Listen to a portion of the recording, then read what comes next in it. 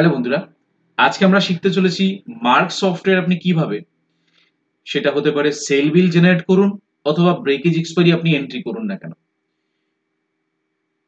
যেই আইটেমগুলোকে আপনি সেল করছেন সেই আইটেমগুলোর দেখা যাচ্ছে পুরনো ব্যাচগুলোর আপনাকে সামনে হাইলাইট করছে না।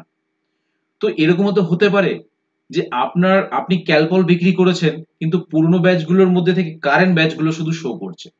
পুরনো ব্যাচগুলো কেন শো করছে না?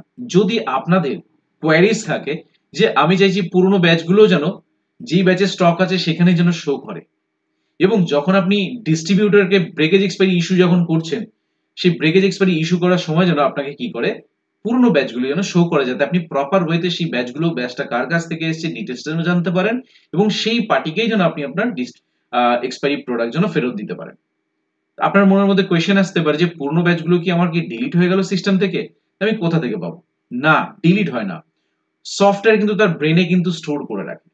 আপনার যখন প্রয়োজন শুধুমাত্র জাস্ট একটা সিঙ্গেল একটা কি আছে, একটা সুন্দর একটা কি আছে যে কিটা প্রেস করলেই কিন্তু আপনার সম্পূর্ণ সম্পূর্ণ অপশনগুলো অর্থাৎ সম্পূর্ণ ব্যাচগুলো আপনার সামনে চলে আসবে। কিভাবে করবেন তার জন্য ভিডিওটা শুরু থেকে শেষ পর্যন্ত দেখবেন, তাহলে বুঝতে পারবেন। এবং অবশ্যই আজকের এই ভিডিওর হেল্পের মাধ্যমে কিন্তু আপনারা আপনাদের সফটওয়্যারে কিন্তু ইউটিলাইজ করে হেল্পফুল হবে না হবে। ওকে। ও হ্যাঁ, আপনারা যদি এখনো পর্যন্ত আমাদের চ্যানেলটি যদি সাবস্ক্রাইব না করে থাকেন তাহলে অবশ্যই আমাদের চ্যানেলটি সাবস্ক্রাইব করুন, পাশে থাকা বেল আইকনে ক্লিক করুন যাতে সবার প্রথমে নতুন নতুন ভিডিওর নোটিফিকেশন আপনার কাছে পৌঁছে যেতে পারে। ওকে, সো লেটস গেট স্টার্টেড। তো সবার প্রথমে আমরা সফটওয়্যারটিকে ওপেন করছি। সফটওয়্যারটি ওপেন করে আমরা ট্রানজ্যাকশনে যাচ্ছি, সেলে যাচ্ছি, আমরা বিলে যাচ্ছি। বাট তার আগে আমরা একটা একটা কাজ করছি। ট্রানজ্যাকশনে যাচ্ছি, পারচেসে যাচ্ছি, বিলে যাচ্ছি। বিলে গিয়ে সাপোজ আমি এখানে র্যানব্যাক্সি ইন্ডিয়া লিমিটেড একটা ইনভয়েস ক্রিয়েট করছি। আমি যে কোনো একটা আইটেম নিচ্ছি, সাপোজ অ্যামলোগাট 5mg A001 12 24 50 টাকা, এটা আমরা 25টা নিচ্ছি, নিয়ে আমরা এন্ড কি বাটন প্রেস করে বিলটাকে আমরা সেভ করে দিলাম। যেই সেভ করছি দেন আমরা ট্রানজ্যাকশনে যাচ্ছি, পারচেজ বিল কমপ্লিট হয়ে গেছে। ট্রানজ্যাকশন থেকে সেলে যাচ্ছি, বিলে যাচ্ছি। বিলে গিয়ে আমরা A to Z কে সেল করে দিচ্ছি। কি সেল করছি আমরা? অ্যামলোগাট 5। এখানে এন্টার করছি, দুটো ব্যাচে দু রকম প্রোডাক্ট দেখাচ্ছে। সাপোজ আমরা কি করছি, এই লাস্ট যে ব্যাচটা রয়েছে 5016, এই ব্যাচটা যে 7খানা প্রোডাক্ট আছে আমরা এটাকে বিক্রি করে দিয়ে এন্ড কি বাটন প্রেস করে আমরা বিলটাকে সেভ করে দিলাম। তাহলে আমার কি হলো, অ্যামলোগাট 5 এর একটাই ব্যাচ থাকলো। ওকে, এরপর আমরা দেখে নেব যে ওই ব্যাচটা তাহলে কি ডিলিট হয়ে গেল না কোথায় থাকলো, বা সফটওয়্যারে কি মেমোরিতে স্টোরেজ হয়ে থাকলো হিডেনলি, সেটা আমরা আবার দেখাবো। তার জন্য আমরা চলে যাব কোথায়, ট্রানজ্যাকশনে যাব, সেলে যাব, বিলে যাব। বিলে গিয়ে আমরা A to Z কেই সিলেক্ট করছি, আপনি যে কোনো পার্টি নিতে পারেন। দেখুন এখানে আমার 7খানা চলে গেছে, 25খানা আছে। এন্টার করব, যে এন্টার করছি সফটওয়্যার কিন্তু যেই আইটেমের স্টকটা রয়েছে সেই ব্যাচটাই কিন্তু আপনার সামনে হাইলাইট করবে এবং তার ডিটেলস কিন্তু সম্পূর্ণরূপে নিচে কিন্তু শো করবে। তাহলে কি পুরনো আগের ব্যাচটা কি তাহলে ডিলিট হয়ে গেল, সফটওয়্যার থেকেই রিমুভ হয়ে গেল?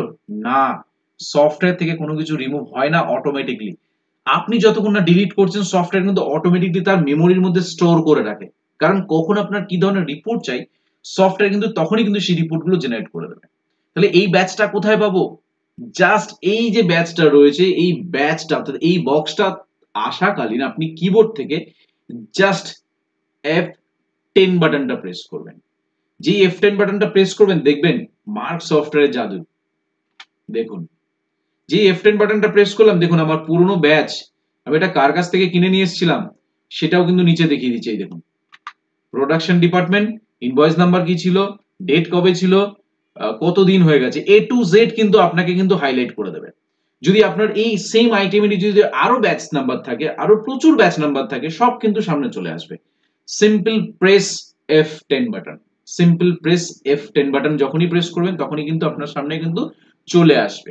ঠিক আছে, তো আমরা এটা সেলের ক্ষেত্রে করেছি। যদি আমরা সেটা যদি ব্রেকেজ এক্সপায়ারি ক্ষেত্রে যদি করি, আপনার কোয়েরিজ আসতে পারে যে আমি যে ব্রেকেজ এক্সপায়ারি রিটার্ন করছি সেক্ষেত্রে আমার পুরনো ব্যাচগুলো কেন আসছে না। দেখে নেবো সেটার জন্য স্কেপ করছি, স্কেপ করে আমরা ট্রানজ্যাকশনে যাচ্ছি। তার জন্য আমরা এখান থেকে ট্রানজ্যাকশনে যাচ্ছি, ট্রানজ্যাকশন থেকে ব্রেকেজ এক্সপায়ারি ইস্যুতে চলে যাব। জাস্ট আমরা এন্টার করব, র্যানব্যাক্স থেকে সিলেক্ট করব, সিলেক্ট করে জাস্ট এন্টার করব। এন্টার করে আমরা এখানে আমরা কিচ্ছু করছি না, জাস্ট এখানে লিখে দিচ্ছি রিজন এক্সপায়ারি বলে লিখে দিচ্ছি।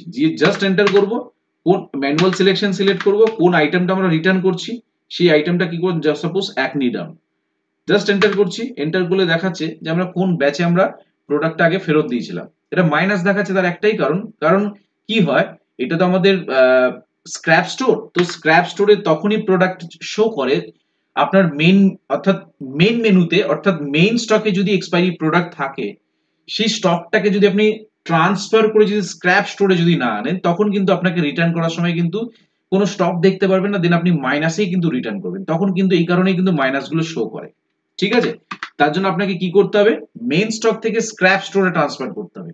অবশ্যই আমাদের কিন্তু ভিডিও তৈরি করা আছে, আমাদের কিন্তু চ্যানেলে আপলোড করা আছে যে কিভাবে আপনি মেইন স্টক থেকে স্ক্র্যাপ স্টোরে আপনি আপনার এক্সপায়ারি প্রোডাক্ট গুলোকে ট্রান্সফার করবেন এবং কিভাবে স্ক্র্যাপ স্টোরে দেখতে পারবেন এবং আপনি আপনার ডিস্ট্রিবিউটরকে কিভাবে ফেরত দেবেন। অর্থাৎ যখনই মেইন মেনু থেকে স্ক্র্যাপ স্টোরে ট্রান্সফার করবেন মেইন স্টক থেকে, তখন কিন্তু টোটাল এক্সপায়ারি স্টক গুলো এখানে চলে আসবে।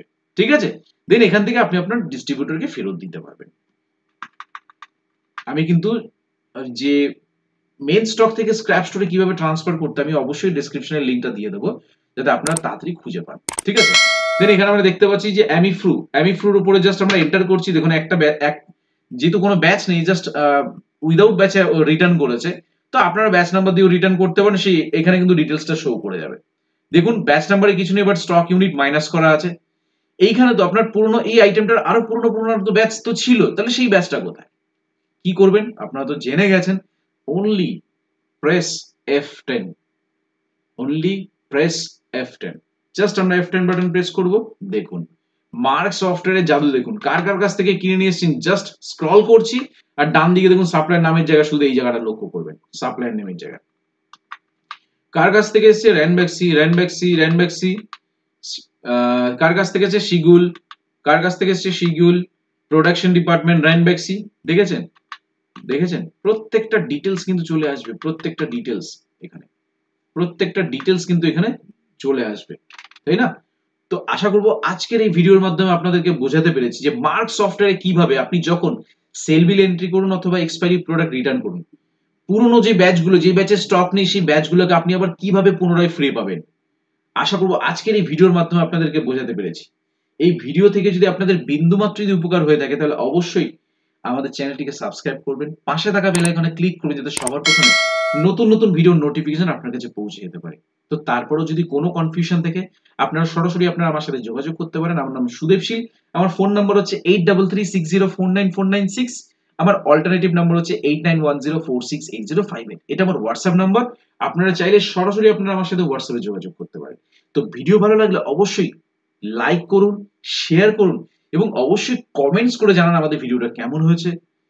অবশ্যই আমাদের চ্যানেলটিকে সাবস্ক্রাইব করে আমাদের সাথে জুড়ে থাকবেন। তো সবাই ভালো থাকবেন, অসংখ্য